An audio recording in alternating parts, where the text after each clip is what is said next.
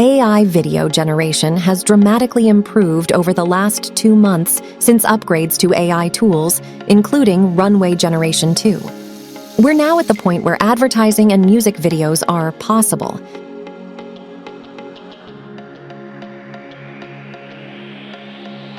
Step 1. When using Runway AI for video generation, activate Fix Seed, Interpolate, Upscale, and Remove Watermark. Step 2. If using an image as a reference, upload a blue screen version to the AI.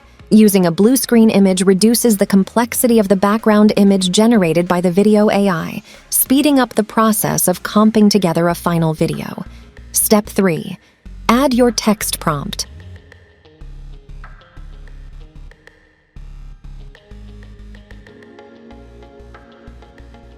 Step 4. Render the first video segment from your 4 preview choices. This step may need to be repeated several times with variations to the text prompt. Don't be concerned that the preview has visible artifacts and glitches. More than 50% of the time, your video will be rendered correctly. Step 5. Import the video into your editor and save the very last frame of the video as a still image. Step 6. Blue screen the image and upload it into the AI video generator.